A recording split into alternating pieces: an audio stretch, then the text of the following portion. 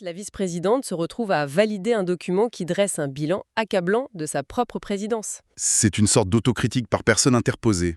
Exactement. Le diagnostic de la nouvelle direction devient, involontairement ou pas, le bilan de l'ancienne, qui est pourtant toujours là. Ça place d'emblée le document dans une dimension un peu surréaliste.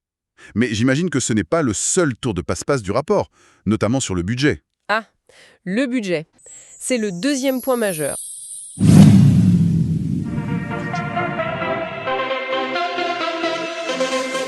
Un rapport d'activité pour une cantine scolaire. Bon. Et ce rapport s'ouvre sur une citation du sociologue Marcel Mauss. Oui. Et son concept de fait social total. C'est pas commun. C'est le moins qu'on puisse dire. C'est le genre de détail qui, tout de suite, pique la curiosité. On s'attend à des chiffres, au coup des carottes, je sais pas, et on se retrouve avec de la haute théorie sociologique. Du coup, on se demande forcément ce qu'il y a derrière. Exactement. Qu'est-ce que ce langage un peu savant essaye de nous dire, ou peut-être de cacher? C'est ce qu'on va voir aujourd'hui. On va se pencher sur la gestion du CIPLARC. C'est le syndicat qui prépare les repas pour les enfants et les aînés à Noisy-le-Sec et Bondy. Notre mission, c'est un peu de décortiquer ce discours, surtout l'édito de la présidente, Julie Grunbaum, et de le confronter, aux faits, aux chiffres bruts. On va voir si la poésie des mots résiste à la prose des chiffres. C'est une belle formule. Alors, sur quoi on s'appuie pour cette analyse? On a 3 sources qui sont très complémentaires. D'abord, ce fameux rapport d'activité de 2024, l'officiel. Ensuite, un avis de la Chambre régionale des comptes. Donc là, c'est très factuel, Très technique. très technique. Et enfin, une analyse critique assez détaillée, publiée sur le site 93130.com. Et c'est elle qui met vraiment le doigt sur les contradictions en croisant tous les documents. Parfait. Alors allons-y, plongeons dans le vif du sujet. Le rapport, il commence par un diagnostic qui est assez surprenant. Oui, l'édito de la présidente, il est d'une franchise presque brutale. C'est ça. Il décrit un syndicat qui s'est, je cite, « usé jusqu'à risquer sa dissolution à cause de vétusté, absence d'investissement, arbitrage non éclairé ». Pour un document officiel, c'est un aveu d'échec assez spectaculaire. On pourrait presque se dire « bravo pour la transparence ». On pourrait. Sauf que, il y a une question qui vient tout de suite, et c'est le premier point de l'analyse de 9.330. La question, c'est qui était aux commandes pendant cette période? Qui a pris ces arbitrages non éclairés? Ben oui, on imagine que c'est l'ancienne équipe et que la nouvelle vient un peu, marquer la rupture. C'est un grand classique en politique. Sauf qu'ici, c'est un peu plus tordu. Les archives publiques, elles sont formelles. La présidente du CIPLARC de juin 2020 à décembre 2023, c'est-à-dire la période visée, Oui. ce n'était autre que l'actuelle vice-présidente Sonia Bhakti-Alout. Attendez, je veux être sûr de bien suivre. La direction actuelle publie un rapport qui est, en gros, un réquisitoire contre la gestion passée de sa propre numéro 2. C'est ça. Et cette numéro 2 est toujours en poste et elle valide ce rapport. C'est c'est acrobatique comme situation.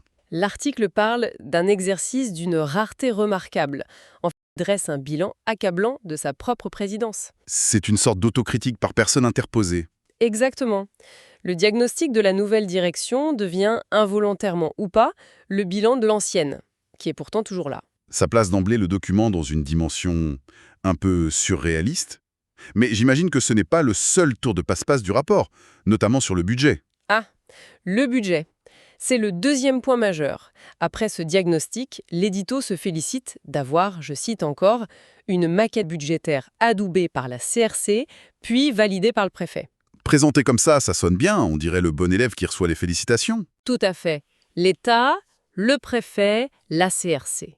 Tout le monde aurait validé. C'est un gage de bonne gestion.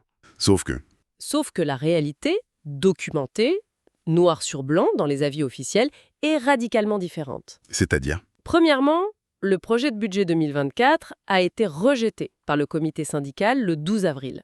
rejeté. Donc, crise politique majeure au sein du syndicat. Exactement. Blocage institutionnel. Et, comme le délai légal était dépassé, la loi oblige le préfet à intervenir. Il ne le fait pas de gaieté de cœur. C'est une procédure d'urgence. C'est ça. Il saisit la Chambre régionale des comptes pour qu'elle fasse des propositions, puis il règle lui-même le budget pour que le service public puisse continuer. Donc en clair, le CIPLARC a frôlé la mise sous tutelle. On est passé à ça. Et ça, dans le rapport, c'est présenté comme une validation. Oui. C'est presque de l'art. Transformer une intervention d'urgence de l'État, qui est le signe d'une défaillance grave, en une décoration.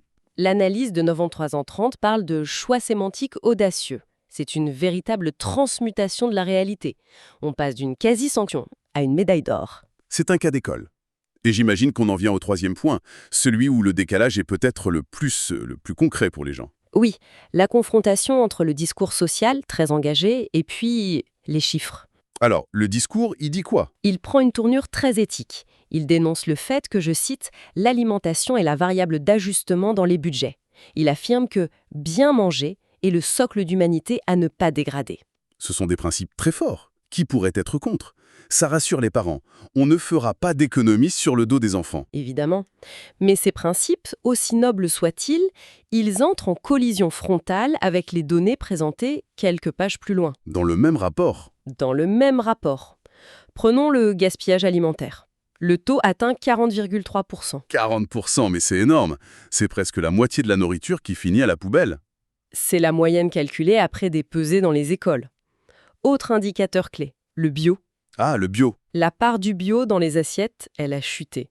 On est passé de plus de 36% en 2022 à un objectif de 27,8% en 2024. Donc pendant qu'on nous parle du socle d'humanité, les indicateurs concrets de qualité, eux, sont en baisse. C'est ça. Et ce n'est pas tout.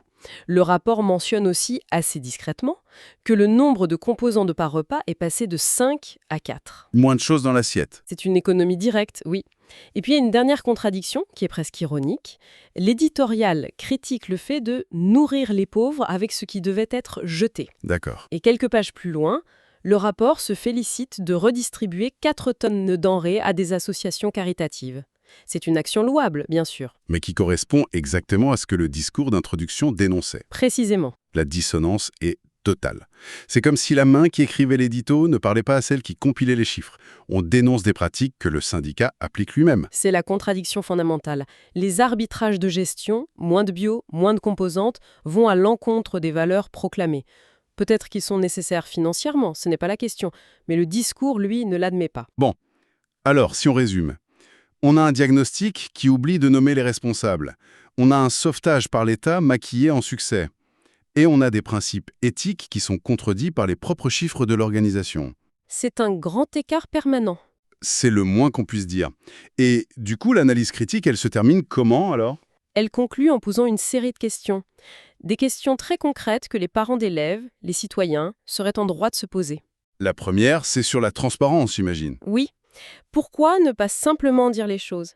Dire que c'était une procédure d'urgence du préfet, plutôt que de parler de validation. C'est une question d'honnêteté, tout simplement. La deuxième, sur la cohérence. Exactement. Comment est-ce que les actes peuvent être à la hauteur du discours quand le bio baisse? C'est un peu le « faites ce que je dis, pas ce que je fais ». Et la troisième, forcément, c'est la question de l'argent.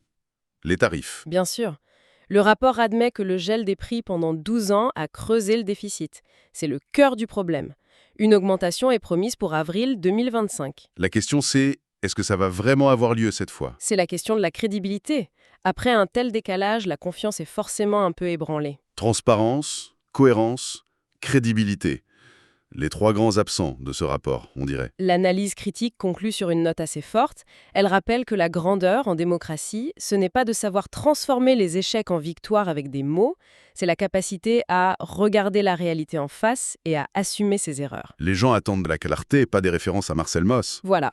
Et la conclusion de l'article est percutante. Elle nous ramène au concret de manière brutale. C'est-à-dire? Les enfants à la cantine, eux, ils ne lisent pas les sociologues. Ils voient juste qu'il y a moins de bio dans leur assiette. Pendant que leurs parents, eux, vont voir le prix augmenter après des années d'une gestion pour le moins hasardeuse.